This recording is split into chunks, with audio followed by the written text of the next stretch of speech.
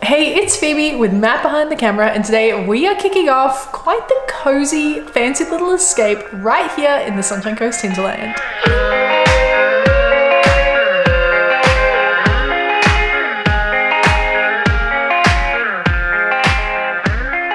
The Sunshine Coast Hinterland is located in the stunning Blackall Range, and it is here that gorgeous little towns like Maleny, Montville and Mapleton sit dotted along the mountains, and it just makes for the perfect winter weekend getaway. Now, I came here many years ago and I ate at an awesome restaurant, and tonight, Matt's never eaten there, but he is tonight because we are going back to see if it is just as good as it was back then. The lows, the highs, the way you glow, you change your mind, you're free, your soul. So the Sunshine Coast Hinterland is located around an hour and a half's drive from Brisbane, or 30-40 minutes drive from the coastline here on the Sunshine Coast. Now, if you're visiting from interstate or overseas and you want to fly in, you're going to have two options: fly into Brisbane Airport or fly into the Sunshine Coast Airport. Now, either way, you are going to need a car to get here unless you're locals like us, and that is kind of perfect because our video this week is sponsored by the amazing team at Thrifty, so a huge thank you to them for supporting us. And if you are in need of a hire car for your visits, you can explore this beautiful region. Check out the link below for some great deals. Oh, how I wish you would stay until the end of my days. For dinner tonight, we've come here to the Tamarind at Spices, and this is the place I was telling you about. If you don't know about Spices, they're like a really fancy hotel chain, or hotel isn't even the right word for it. They are decadent. If you love decadence, this is where you want to stay. I would have stayed here, but it was a little out of my budget. Now, they have two options for their dinner menus. It is either 5-course tasting, around about $125 per person, and the whole table needs to do it, minimum of 2. Or they do a 3-course a la carte, which is around $95 per person, and you choose an entree, main and dessert. So the menu here is Asian fusion, but the thing about Spices is it is fine dining, and what they love to do is source really local seasonal ingredients. So I love it because you really get to taste the region. We decided to share our first course, so we have gone for the char siu octopus. I'm going through a big octopus phase. And then you can get half a dozen oysters, or you can pay a little extra and get a full dozen. We splashed out. I think it has a Szechuan sauce on it, and Szechuan cuisine is quite spicy, so if this is really spicy, I'll be very happy.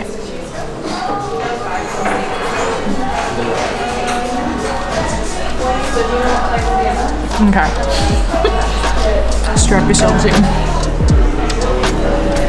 The mains have come out. Oh my gosh, and look, this is where the sharing ends. I have gone their vegetable yellow curry.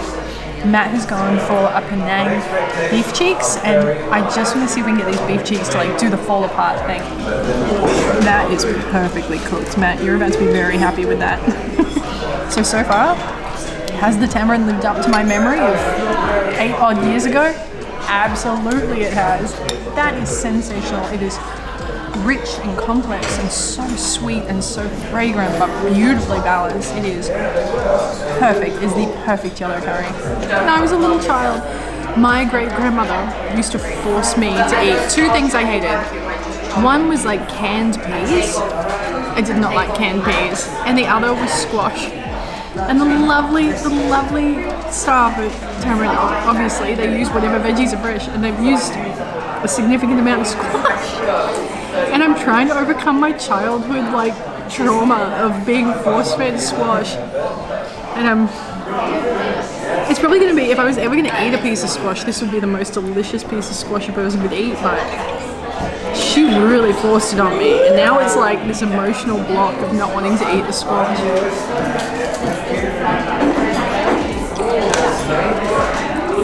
Look, it's been 30 odd years and I'm still not ready. I would like to know what your childhood trauma food though is. Desserts here, pandan panna cotta. I think that is a ginger beer sorbet. I love pandan. I love the taste, the smell, the flavor. Look at the color of it.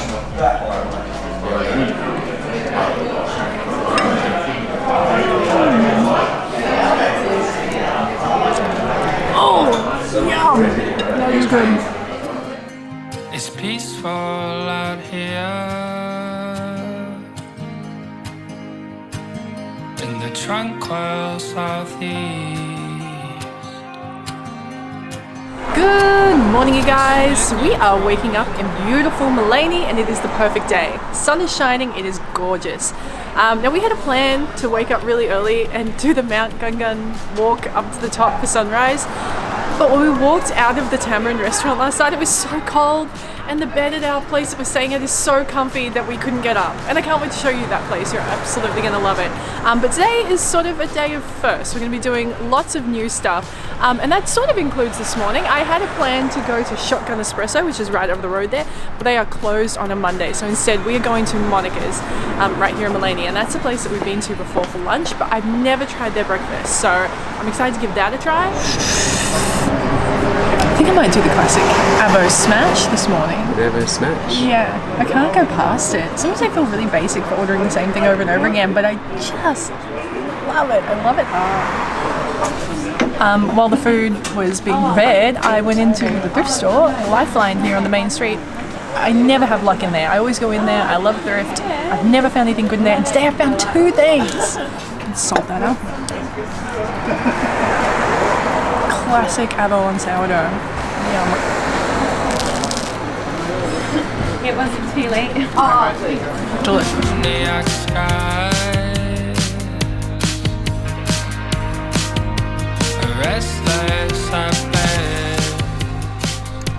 It's been a really slow start to the day. So What are you doing? originally we were planning to be up Mount Gungun at like 5 a.m. It's now almost midday and we've only just arrived at the car park.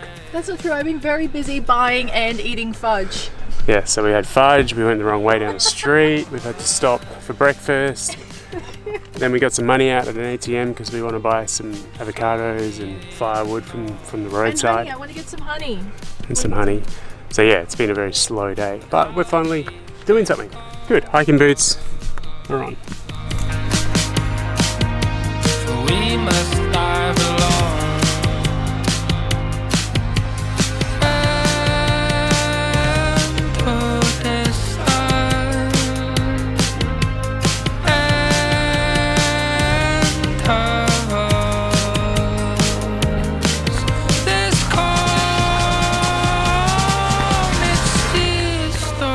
In the past, when we visited the area, we have done some outdoorsy things like going to the Mary Cancross area. Beautiful parklands out there, gorgeous national park. You can explore all the walking trails and I love it.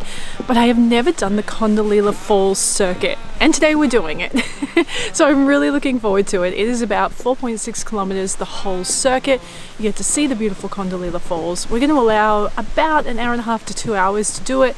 We're dressed pretty casually. I haven't gone too hardcore on the hiking outfit, just hiking boots.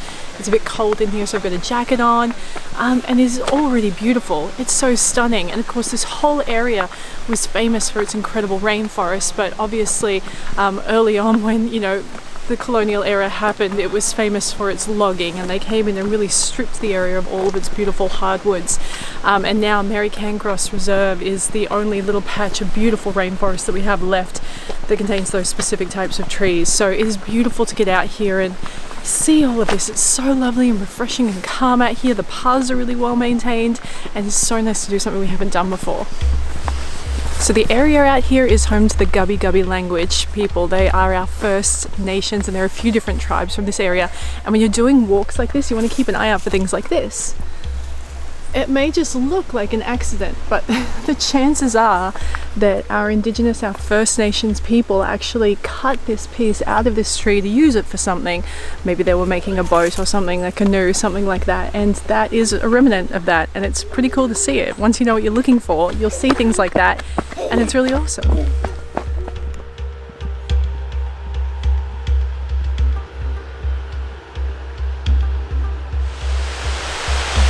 We have gotten our first look at the actual Kondalila Falls. It's just a little viewpoint, but we are going to keep going down further so we get to the bottom of it.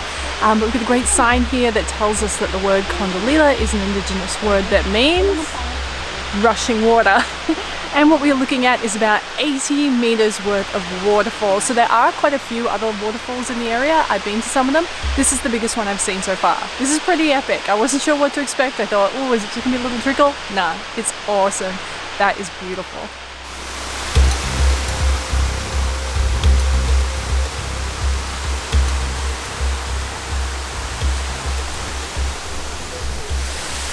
we have made it to the bottom of Kondalila Falls, and it is so beautiful down here.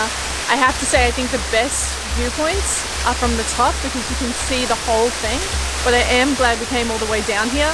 Matt was gonna wear white shoes, white sneakers, and I was like, that's not the move, you need to change into your hiking boots, and I'm so glad he did. I changed into mine too, and it was a very good idea because there are a lot of patches towards the bottom that are quite muddy. So you don't need to have like a full hiking outfit, just have shoes you don't mind if they get trashed. We haven't brought anything down here with us. No water, no food, nothing. We're just in our outfits down here. So if you're a little bit more organized and if you're visiting in summer, you might like to bring like a towel, swimmers, snacks, all that kind of thing. But I definitely recommend coming down here because it's beautiful. Wow, I hope you can see that behind me. It's so lovely. And the falls are just, oh, they're so beautiful. Cascading, and it's all fresh and cool and tropical down here. Love it. Worth it. Tick. Approved.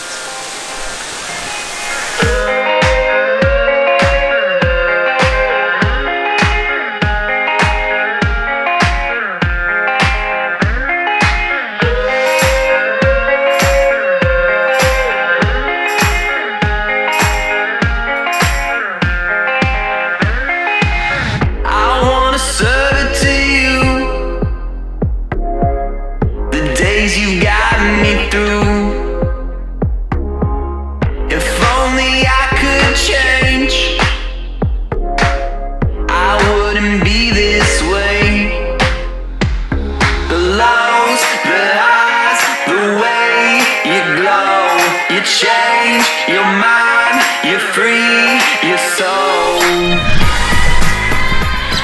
Okay, all around this area they have these honesty boxes where people have honey or avocados, wood, citrus, whatever, pumpkins, veg, all that kind of stuff. And you have your money, you have to have cash, and you drop the cash and then you take the product. And this is the cutest honey stall I've ever seen in my life. They've got all the little bees painted on. Somebody has done such a lovely job. And I'm really upset because we've only got a $50 note. What do I do here? Do I buy $50 worth of honey? I know there's something to say. I am so excited to show you where we've been staying. This is the ridge at Maleny.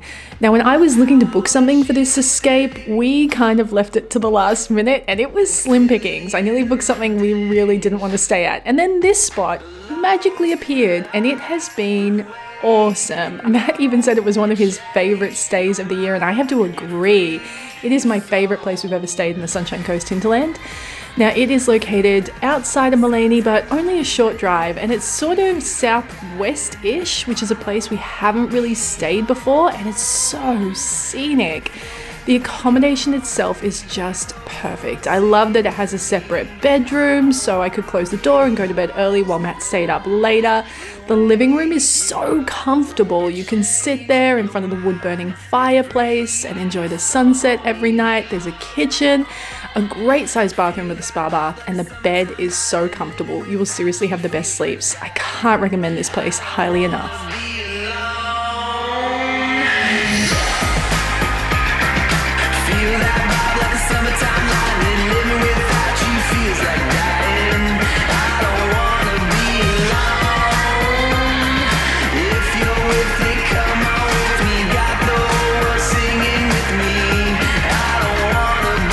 So I was trying to find somewhere new for us to have dinner tonight, but it is a Monday night, so a lot of things around here were closed.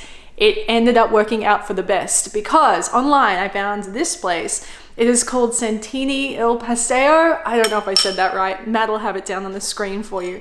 But basically it is homemade pasta and sauces and desserts, but it's sold fresh, takeaway style. So you get to bring it back here to your amazing accommodation and cook it up yourself. So this is pretty much like eating Italian food at a really great restaurant, except you're eating it back at your place. And it's such a nice way to not have to drive and be able to sit down with a couple of drinks and watch a movie together and relax. Now, I'm really excited to try this. It was really, I think, really affordable and well priced, and it looks amazing.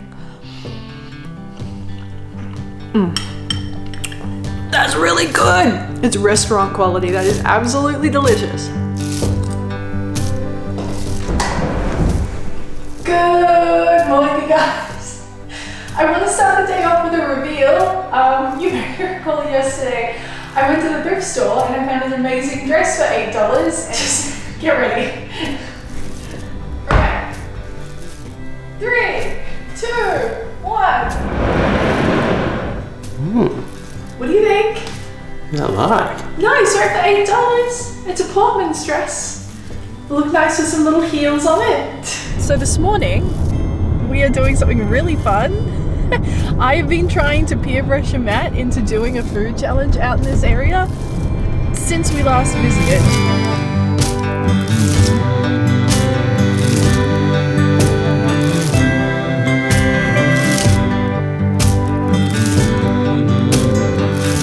We've arrived! We're in Kenilworth and we're at the Kenilworth Country Bakery. Now they have 2 shops. They have one on the left, which is where they serve up all their savoury, so you can grab pies and things like that. I'm pretty sure they have gluten-free stuff. I definitely know they have vegan pies in there. And then they have the designated donut area over here, and that's really where it's going down today. What are your thoughts going into it? How are you feeling? Confident? No, nervous. Extremely nervous. Yeah. Okay. And what's your strategy to eat a kilo of donut? Cut it up, go slow. Think of Australia. Apparently, if you want to do the 1 kilo donut, you have to call up and order ahead, which, now that I hear it, makes total sense. And then they do a 1 kilo sausage roll challenge in the savoury area. And Matt's not eating a kilo of sausage roll, he Maybe said. a pie. No sausage roll. Well, I saw on the wall some guy called James ate the 1 kilo sausage roll in 58 seconds. It's the fastest time on record. We're not doing that. But let me give you a tour of all the food that we got. Food haul. So they definitely do vegan and gluten free. So this is the fully plant-based sausage roll. In Australia, a little Australianism for you. Colloquial term. We call these a rat's coffin. This one's going to be really tasty and not live up to that name. For my mum's dog, who I am in love with, Sting. This is Sting's donut. It's got bacon bits and peanut butter, so I'm excited to give Sting that.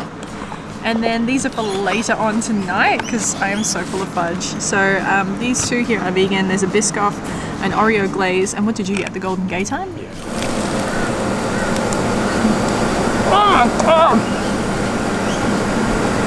It's amazing. It's roast veg and korma.